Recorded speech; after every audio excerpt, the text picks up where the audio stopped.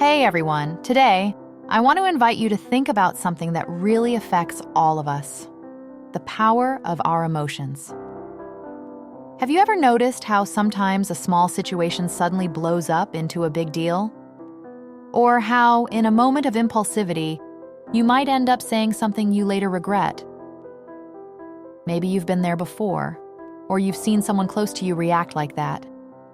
The truth is, emotions are powerful, and when we act without thinking, they can completely take over without asking. But what if there was a way to turn those impulsive reactions into moments of calm and clarity? What if you could learn to respond with more balance, even in the most challenging situations? In today's video, I'm going to share a few simple, practical habits to help you stay in control of your emotions so that next time things get tough, you'll feel more prepared and confident to make the best choices. All right, let's kick things off with a simple but highly effective technique: the countdown. The idea here is to give your brain a quick pause before any impulsive reaction. Let me explain why. When something triggers you, it's like your brain gets flooded with chemicals that push you to react instantly. You feel taken over by the emotion and often act without thinking. To stop this impulse, an easy strategy is to close your eyes and count to 5. Or even 10 if you need to. This countdown gives your brain a moment to process the situation and helps ease the intensity of that emotion that took you by surprise. It may sound simple, but this pause helps you avoid acting on that first reaction, allowing you to make more conscious decisions. Try it next time you feel irritated, anxious, or even really excited. When a strong emotion takes over, it's common to react right away without fully understanding where it's coming from. One great tip for gaining more control over your reactions is to try to find the root of the problem. Here's how. When you feel that something's bothering you, ask yourself, why am I reacting this way? Or, what's really bugging me about this? Often the apparent cause isn't really what's underneath that emotion. Maybe your reaction is tied to an old worry, a fear, or a past situation that still affects you. When you look for the root, you start to understand what really impacts you, so you can handle the problem in a more direct and calm way. This gives you clarity and reduces the chance of emotional outbursts. Does that make sense? Tell me in the comments. I'd love to hear how this has been for you. Now let's talk about resentment. How often does something bother us, and instead of addressing it, we just bury it deep down?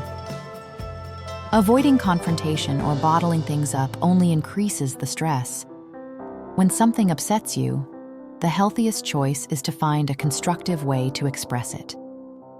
This could mean talking directly to the person involved, writing about what you feel, or just reflecting on it by yourself. Facing these feelings keeps them from building up, and over time, becoming an emotional weight that could hurt your relationships and well-being.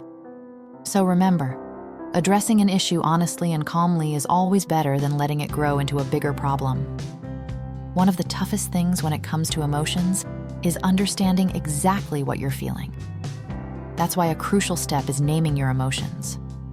When something's bothering you, take a moment and ask yourself, what am I actually feeling right now?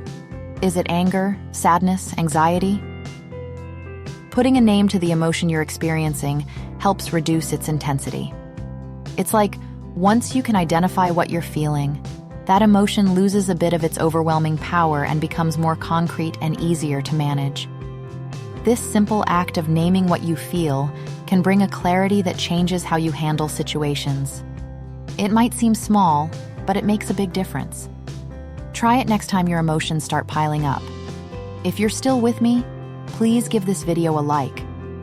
It really helps YouTube show my content to more people, so I can keep sharing these insights with you and others interested in learning about emotions. Now, let's talk about a key point: managing stress. When stress levels are high, our patience runs thin, and suddenly, everything feels like a huge problem, right? That's why finding ways to release stress daily is essential for emotional control, and the great thing is that there are plenty of ways to do it. It could be a quick meditation, a walk, a sport you enjoy, or even journaling about your day. These practices calm the mind and help release pent-up energy. boosting your ability to handle emotions in a balanced way. So pick a stress relief practice you enjoy and make it a habit. Small daily actions can help you stay calm and respond with clarity, even when things get tough. Along these lines, another valuable tip is to create outlets for expression. Bottling up your feelings only builds tension, and at some point, it could all explode in a negative way.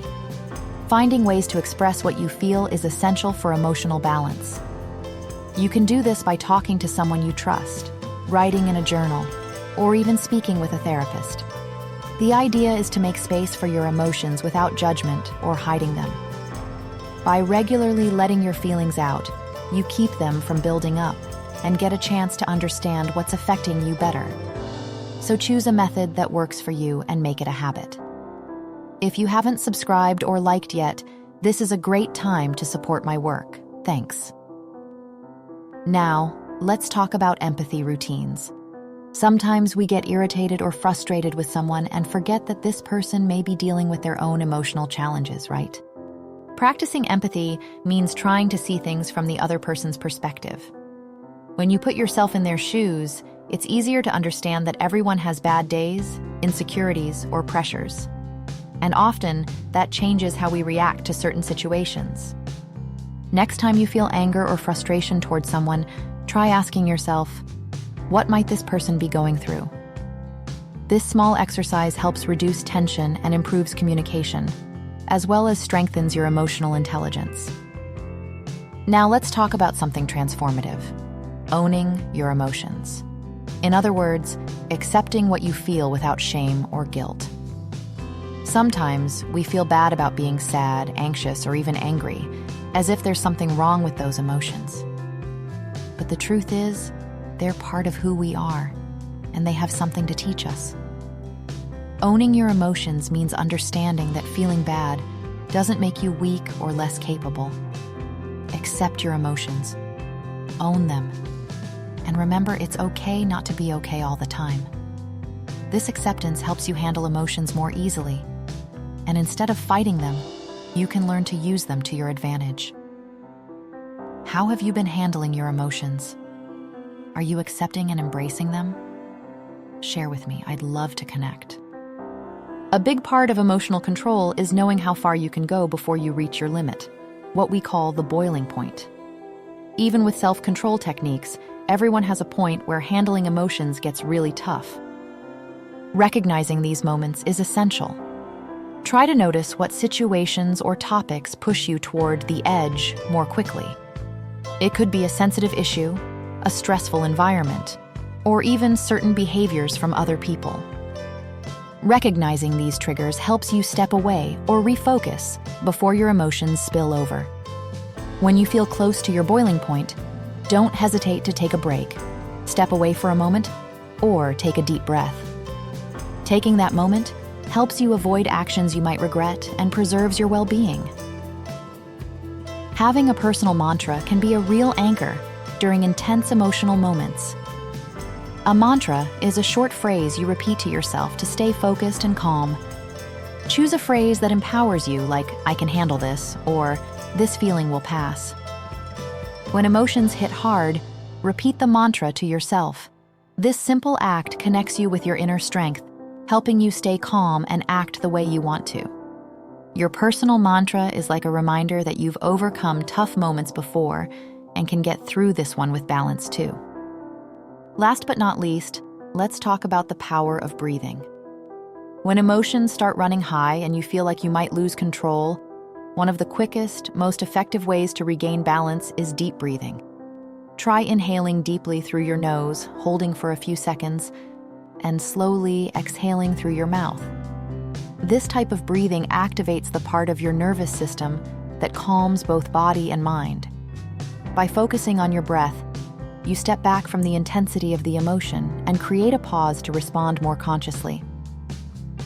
Deep breathing is a tool that's always accessible, and you can use it anytime. Next time a strong emotion comes up, remember to breathe. This simple action might be all you need to regain control and find clarity.